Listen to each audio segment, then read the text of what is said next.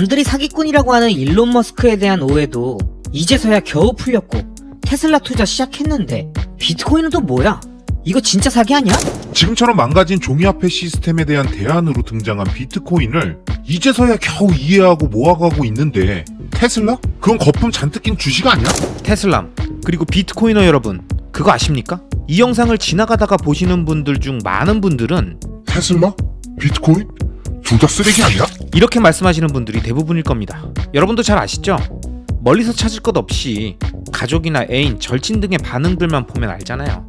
아직도 많은 사람들은 그 가치를 모르고 전통산업의 수호자들과 보수적 투자자들의 조롱과 비난이 계속 쏟아지는 비트코인과 테슬라는 어쩌면 전혀 다른 대상이지만 비슷한 점이 많습니다. 그리고 이렇게 비슷하면서도 전혀 다른 테슬라와 비트코인의 매력에 흠뻑 빠진 저 같은 사람들이 왜 이 두 가지 자산에 모두 투자하는지 이번 영상을 통해 설명드리겠습니다. 우선 저는 투자란 아직 구현되지 않은 미래의 가치를 예상하고 그곳에 지속적으로 자신의 돈을 넣는 행위이며, 그 미래가 구현되기 전까지 발생될 수 있는 수많은 리스크들은 장기 투자를 통해 시간으로 녹여 수익으로 치환받는다고 생각합니다. 그렇기 때문에 우리가 투자에서 가장 중요하게 생각해야 할 것은 내가 투자하는 자산이 변화시킬 미래의 임팩트가 어느 정도일까? 우리의 미래를 얼마나 크게 변화시킬 빅띵인가? 이겁니다. 그러니까 결국 투자의 핵심은 인류 발전에 가장 큰 영향을 미쳤던 것들이 무엇인지, 그것을 크게 변화시킬 만한 사건이 등장했는지, 이것들을 중심으로 보면 되지 않을까요?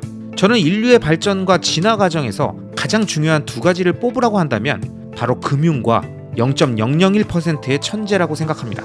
고대 동굴벽화에 담긴 선조들의 기록을 보면 유의를 위한 그림과 함께 늘 차용증과 같은 형태의 빌려준 돈과 수량을 기입한 장부의 흔적이 공존합니다. 즉, 인류의 발전은 금융의 역사이며 금융산업의 발전은 로마 제국의 흥망성쇠의 원인이며 르네상스와 같은 찬란한 문명을 꽃피우게 하는 원동력이었습니다.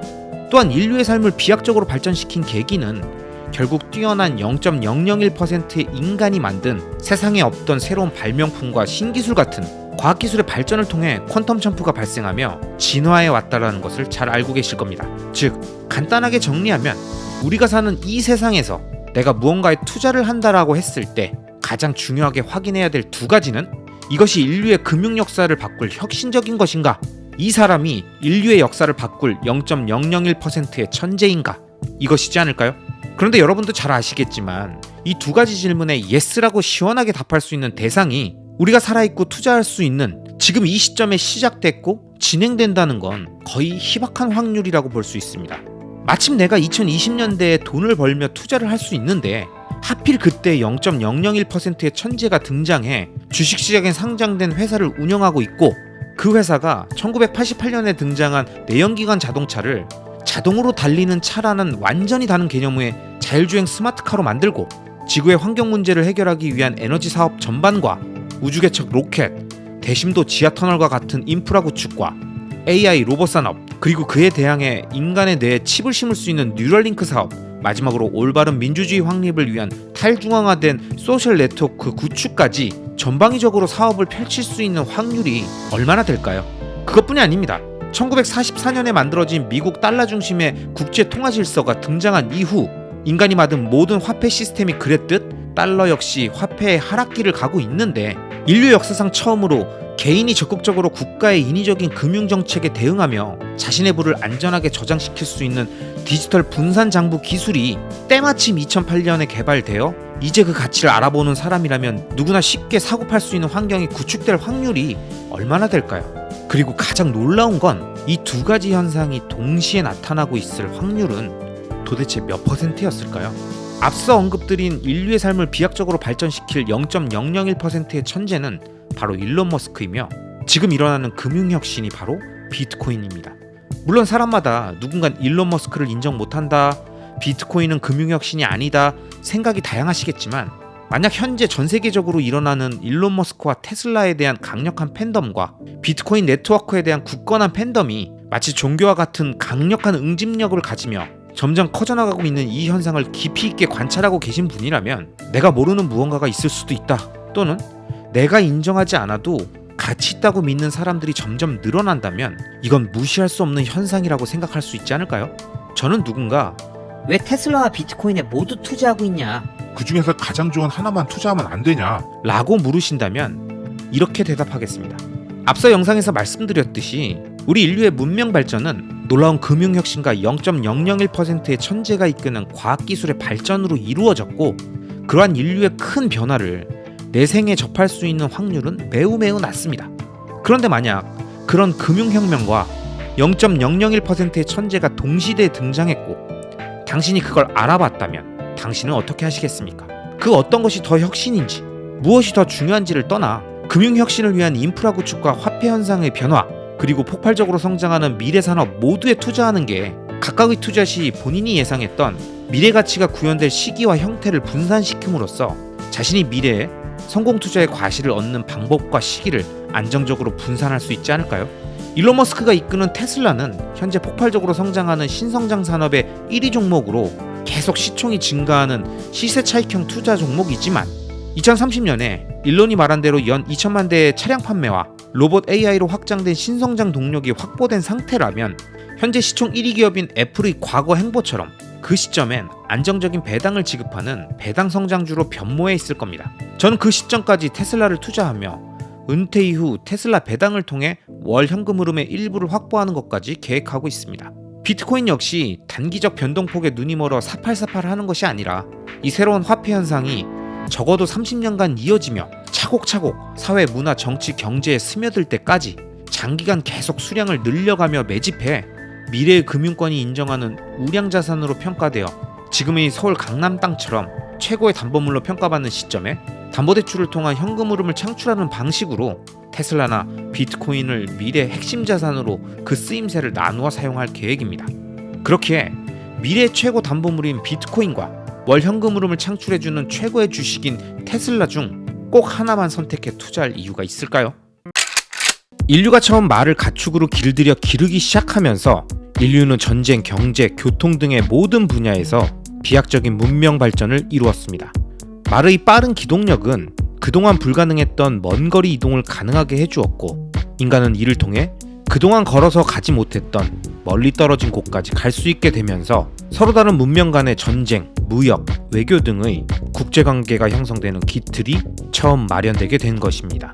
하지만 여러분, 야생의 말을 처음 길들이는 게 정말 쉬운 일이었을까요? 그 어려운 과정에서 몇 명이나 야생마의 등 위에 올라타려다 낙사했고 까불다가 자빠졌을지 안 봐도 우린 대충 상상할 수 있잖아요. 저는 변동성이 큰 자산에 투자하는 것도 같은 개념이라고 봅니다. 어쩌다 한번 운 좋게 올라탈 순 있죠. 그리고 타자마자 말이 시원하게 달리는 덕분에 신나게 바람 쐬고 돌아올 수도 있습니다. 그러나 여기서 우리가 까먹지 말아야 할 가장 중요한 사실은 야생마는 늘 기분이 좋은 상태가 아니라는 겁니다. 안녕하세요 여러분, 리스펙입니다. 오늘은 야생마 같은 테슬라와 비트코인에 대해서 이야기하려고 합니다. 앞서 인트로에서도 말씀드렸지만 변동성이 큰 자산은 마치 야생마와 같아서 기분 좋을 땐 자기 등에 올라탄 사람이 환호성을 지를 정도로 미친 듯이 달리지만 심기가 뒤틀리면 어떻게 해서든지 자기 등 위에 올라탄 인간이라는 나약한 존재를 언제든 흔들어 제칠 수 있습니다.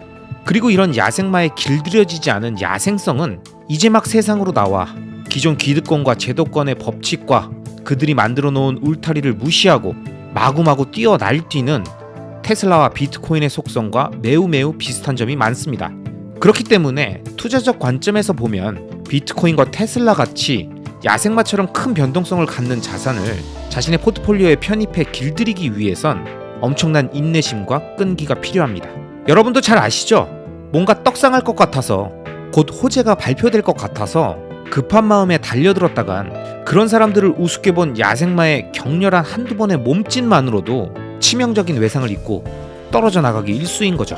그렇기 때문에 테슬라와 비트코인을 투자하는 투자자들이 꼭 명심해야 하는 건 우리가 한때 몇 개, 몇 주를 보유했었는진 아무것도 중요하지 않다는 겁니다. 잠깐 말 위에 올라탔었다라는 건 하나도 중요하지 않다는 거예요.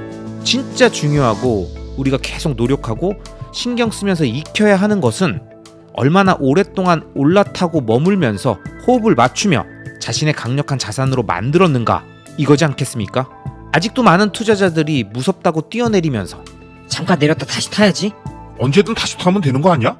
라고 말씀하실 텐데, 야생마는 절대 한 번 내린 그 사람을 쉽게 다시 태워주지 않습니다. 여러분도 잘 아시죠? 공포감에 뛰어내리는 순간 다시 타는 것 자체가 또 다른 공포가 됩니다. 분명 잠깐 내렸다가 다시 타려고 너무 심하게 흔들어대니까 잠깐 내렸다 안정되면 다시 타려고 했는데 꼭 내가 다시 타기 전에 야생 많은 폭주를 시작하기 때문입니다. 그래서 어쩔 수 없이 잠시 내리더라도 발 하나는 꼭 걸쳐놔야 합니다. 그래야 다시 탈 수 있어요.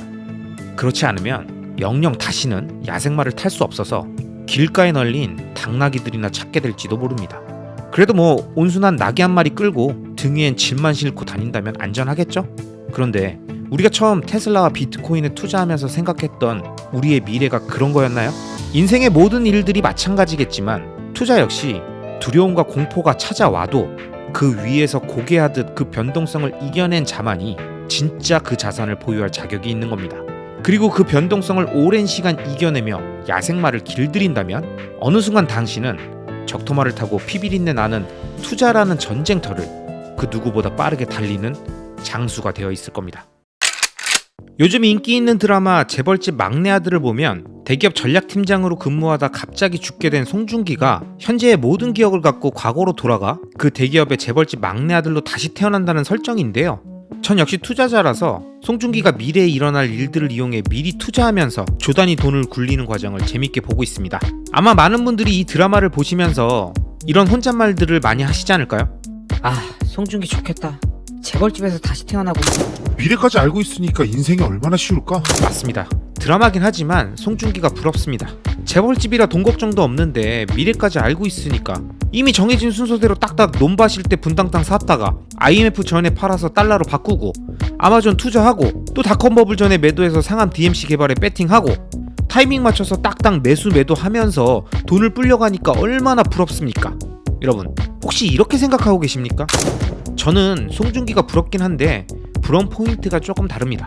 제가 부러운 포인트는 그때그때 대박날 자산들을 언제 사고 팔아야 하는지 타이밍을 정확하게 아는 것이 아니라 무엇이 정확히 오르는지 알기 때문에 아무런 고민 없이 사고 계속 마음 편하게 기다릴 수 있는 그 아무 걱정 없이 투자할 수 있다는 멘탈이 부러운 거예요.